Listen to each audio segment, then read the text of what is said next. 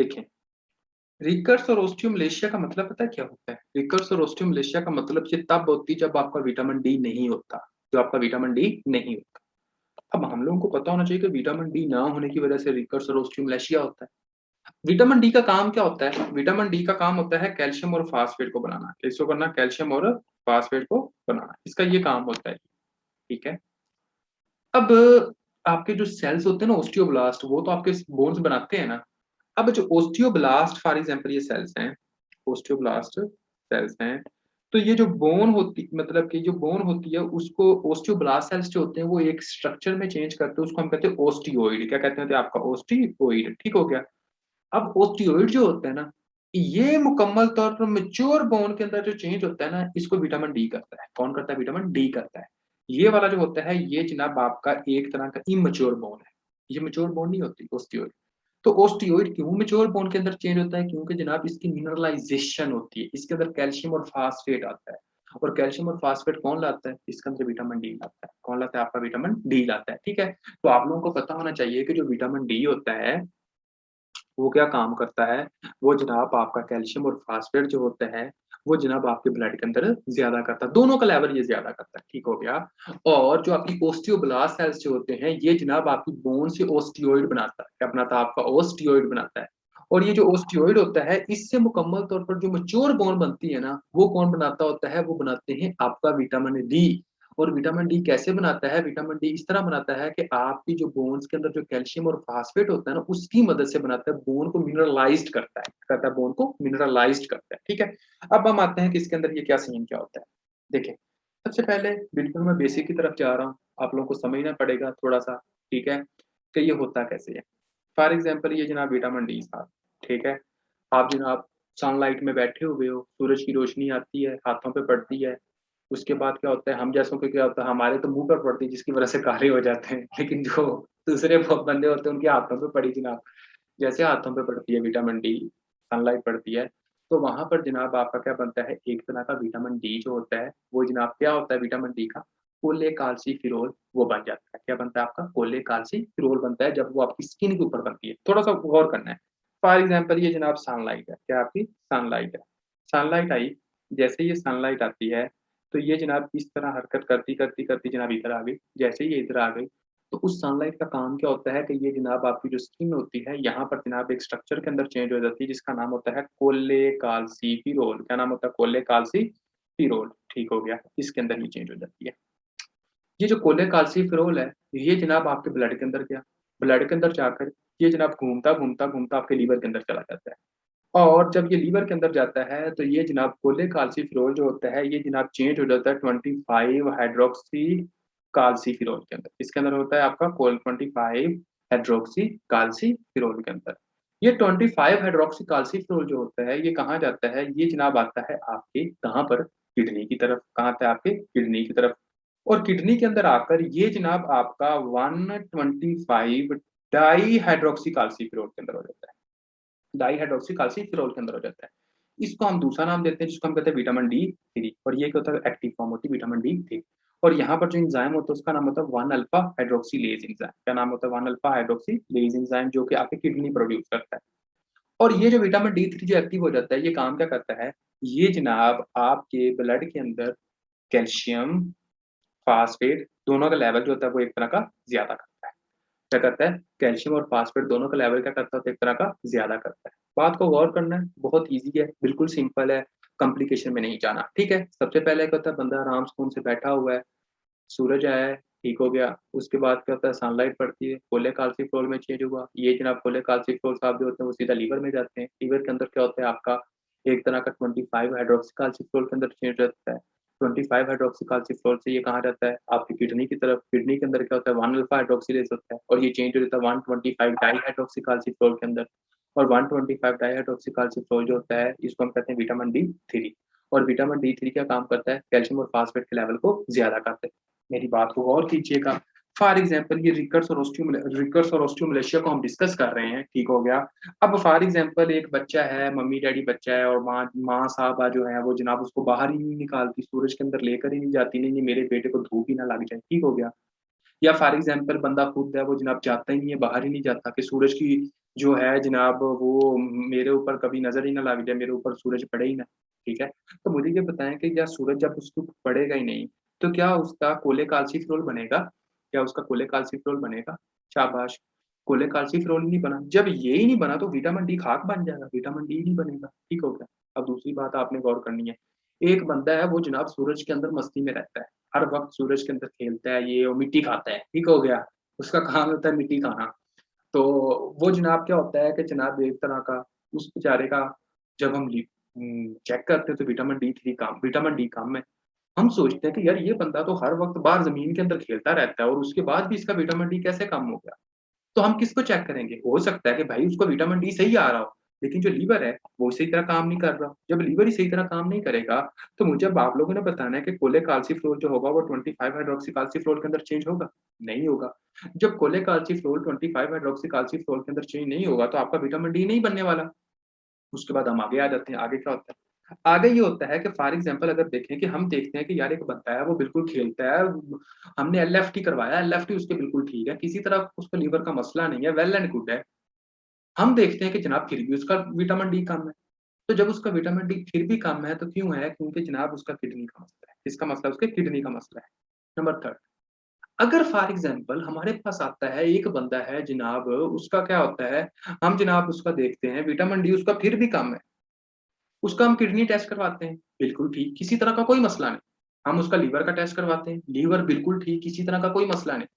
बंदा जनाब मट्टी में बाहर धूप के अंदर फिरने वाला, ठीक हो गया, गेम कोई ना कोई खेलता है, फिर कौन सा इश्यू हो सकता है? फिर जो इश्यू होता है वो पैराथायराइड हार्मोन का होता है। क्यों?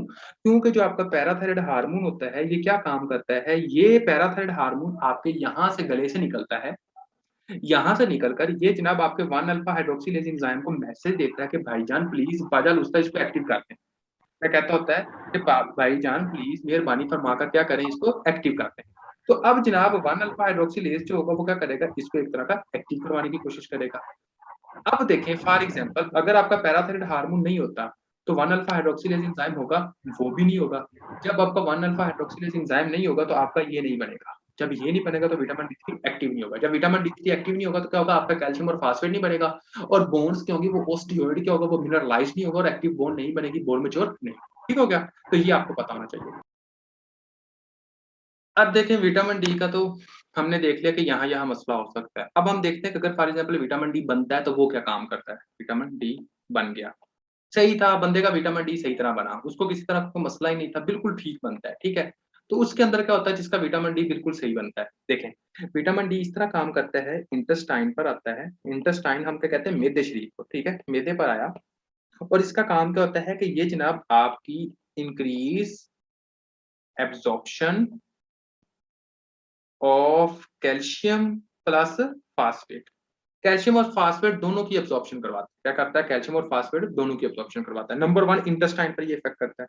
नंबर टू, ठीक हो गया, ये काम क्या करता होता है, ये काम करता होता है कि जनाब आपका किडनी पर, क्या करता है आपका किडनी पर, ये किडनी पर आया, और किडनी पर आकर ये क्या काम करता होता है कि ये फॉर एग्जाम्पल आपका किडनी शरीफ है ना, ये इस तरह किडनी है, ठीक है, अब यहाँ पर कैल्शियम और यहाँ पर फास्फेट है, ये काम करता है कि किडनी से अंदर से कैल्शियम और फास्फेट को रीअब्सॉर्ब करवाता है, कि इसको हम कहते हैं रीअब्सॉर्प्शन, रीअब्सॉर्ब करवाता है और कहाँ लेकर आता है, आपके ब्लड के अंदर लेकर आता है। कहाँ लेकर आता है? आपके ब्लड के अंदर लेकर आता है। ठीक है, तो ये आपने कहना है। और जब ये बोन्स के ऊपर इफेक्ट करता है, नंबर थर्ड, बोन से, ये बेसिकली जब आपका कैल्शियम का लेवल आपके ब्लड के अंदर कम हो, जब आपके ब्लड के अंदर कैल्शियम का लेवल कम हो, तो विटामिन डी खुद कैल्शियम को हड्डियों से लेना शुरू कर देता है। समझ आ रही है? रिजॉर्प्शन करवाता है। क्या करवाता है? आपके हड्डियों से निकालता है। देखो कुदरत का कमाल, कि अगर फॉर एग्जाम्पल आपके ब्लड के अंदर कम है, हर जगह से कम हो गया, तो हड्डियों से भी कैल्शियम निकालना शुरू कर देता है विटामिन डी। तो क्या काम करता है कि ये क्या काम करता है, आपका रिजॉर्प्शन करवाता है बोन की वजह से। ठीक हो गया, कैल्शियम और फास्फेट। तो ओवरऑल इसका रिजल्ट क्या हुआ, ओवरऑल ये क्या काम करता है, ओवरऑल जो फाइनल रिजल्ट है वो इसका ये होता है कि ये कैल्शियम प्लस फास्फेट दोनों के लेवल को क्या काम करता है, ज्यादा करता है। क्या करता है? एक तरह का ब्लड के अंदर ज्यादा करता है, ब्लड के अंदर क्या करता है, एक तरह का ज्यादा करता है। ठीक हो गया। अब हम आते हैं रिकट्स। ये रिकट्स क्या होता है, इसको हम डिस्कस कर लेते हैं। रिकट्स, आप रिकट्स क्या होते हैं? जी देखिए, रिकट्स वो बीमारी है जो कि बच्चों के अंदर होती है, और मोस्टली ये बीमारी तकरीबन 1 साल से कम उम्र के बच्चों में होती है, लेस देन 1 ईयर्स। क्या होती है आपकी? लेस देन 1 ईयर्स वाले बच्चे में होती है, इनमें होती है मोस्टली ये बीमारी। ठीक हो गया। आपने ये कहना है कि इसके अंदर होता क्या है? इसके अंदर जो बच्चा होता है उसकी पिजन ब्रेस्ट होती है। कौन सी ब्रेस्ट होती है? पिजन ब्रेस्ट होती है, पिजन चेस्ट या पिजन ब्रेस्ट हो, ठीक हो गया, पिजन चेस्ट आप कह सकते हो, ठीक है, पिजन चेस्ट होती है। उसके बाद इसके अंदर क्या होता है? इसके अंदर बच्चा जो होता है उसका जो सर होता है वो फ्रंटल बोसिंग होता है, मोटा सा होता है इधर से। क्या हम कहते हैं? फ्रंटल बोसिंग कहते हैं, फ्रंटल बोसिंग। ठीक हो गया। उसके बाद जो होता है वो काम ये होता है कि आपका एक तरह का बोइंग लेग्स होता है। बोइंग लेग्स होता है कि टेढ़ी इस तरह की, फॉर एग्जाम्पल टांगे जो हैं वो बिल्कुल टेढ़ी हो जाना, ठीक है, बोइंग लेग्स हो गया। उसके बाद जो होता है उसको हम कहते हैं रिचिटिक रोजेरी। ये पर एक बहुत इंपॉर्टेंट पॉइंट है जो आप लोगों को याद करना पड़ेगा। रोचिटिक रोजेरी, ये रोचिटिक रोजेरी वाला क्या पंगा होता है? रोचिटिक रोजेरी वाला पंगा ये होता है कि ये जनाब आपका ओस्टियोकोंड्रल जंक्शन में डिपॉजिट हो जाता है। क्या होता है? ओस्टियोकोंड्रल जंक्शन। कौन सा था आपका? ओस्टियोकोंड्रल जंक्शन। जो ओस्टियोइड होता है ना वो ओस्टियोकोंड्रल जंक्शन में डिपॉजिट हो जाता है। तो जब आपका फॉर एग्जाम्पल ये देखें कि ये बोन है और इसके ऊपर क्या एक तरह का ये कार्टिलेज है, ठीक हो गया, तो इसके दरमियान में यहाँ पर ये डिपॉजिट हो जाएगा, ठीक होगा, ओस्टियोइड जो होगा। इसको हम कहते हैं रोचिट रोजेरी, ठीक हो गया। तो अगर फॉर एग्जाम्पल हमसे हमारे पास कोई बच्चा आता है जिसका सर जो है वो बहुत मोटा, फ्रंटल बोसिंग है आगे से, ठीक हो गया, बोइंग लेग्स हैं, ठीक हो गया। उसके बाद जनाब हम देखते हैं कि पिजन चेस्ट है, ठीक हो गया। और उसके बाद ये तीन चीजें तो हमें नजर आ रही होती हैं और चौथी क्या होती है? रोचिट रोजेरी। तो हम क्या कहेंगे कि ये पेशेंट कौन सा है? इसको हम कहते हैं कि एक तरह का ये रिकट्स का पेशेंट है, ठीक हो गया। और जो ओस्टियोमलेशिया होता है वो किस में होता है? ओस्टियोमलेशिया ओल्ड अडल्ट अडल्ट में होता है। कहाँ होता है? आपके अडल्ट में। अब हम आते हैं ओस्टियोमलेशिया के अंदर। ओस्टियोमलेशिया के अंदर ये ओस्टियोमलेशिया का क्या सीन होता है? तो आपने कहना है कि अगर फॉर एग्जाम्पल अडल्ट के अंदर एक तरह का लो हो विटामिन डी, तो इसकी वजह से क्या होता है? आपका ओस्टियोमलेशिया हो जाता है, ठीक है। उसके बाद हम आगे आते हैं, आगे क्या होता है देखें। जब आपका विटामिन डी कम होगा तो क्या होगा? बोन फ्रैक्चर्स होंगी, क्योंकि बोन फ्रैक्चर्स होंगी, ठीक है, बोन फ्रैक्चर्स होंगी। बात करने का मकसद आप पता क्या है?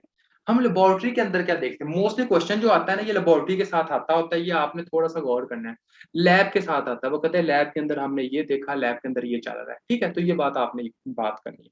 अब मुझे तो बताएं, अगर फॉर एग्जाम्पल किसी बंदे के अंदर विटामिन डी की कमी है, उसके ब्लड के अंदर कैल्शियम और फास्फेट ज्यादा होंगे या कम होंगे? बताएं।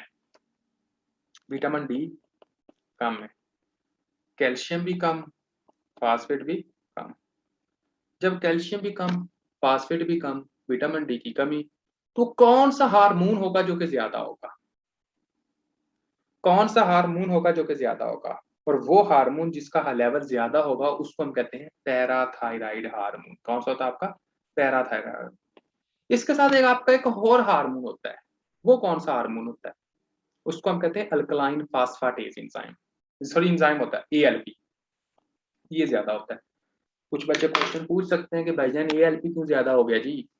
एएलपी इस वजह से ज्यादा होता है कि जनाब जब आपकी हड्डियां टूट रही होती हैं, ठीक हो गया, तो आपके ओस्टियोब्लास्ट सेल्स जो होते हैं ये जनाब आपके एक तरह के ज्यादा काम करते हैं।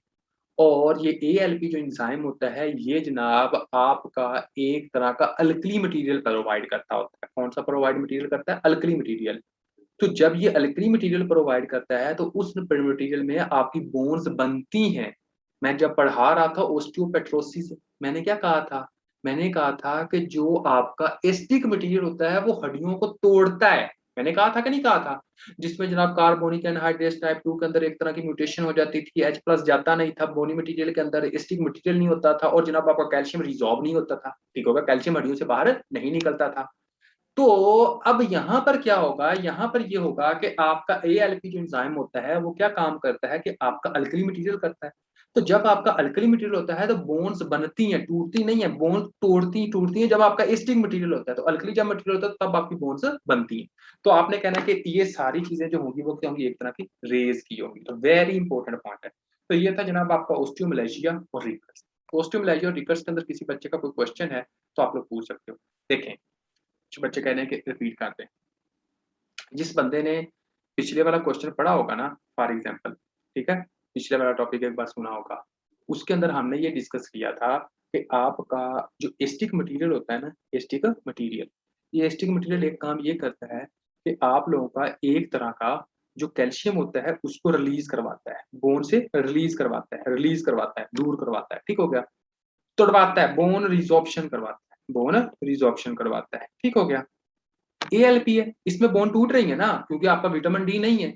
जब विटामिन डी नहीं है, बोन टूट रही है, तो आपका कुछ ऐसा एंजाइम ऐसा होना चाहिए, कुछ ऐसा मटेरियल होना चाहिए जो कि जनाब बोन्स बनाए, और वो कौन सा होता है आपका एएलपी। एएलपी क्यों बढ़ता है? एएलपी इस वजह से बनता होता है, ठीक हो गया, कि ये जनाब आपका, इसका नाम ही अल्कलाइन फास्फाटेज है भाई, अल्कलाइन फास्फाटेज, ठीक हो गया, इसका नाम ये अल्कलाइन फास्फाटेज एंजाइम।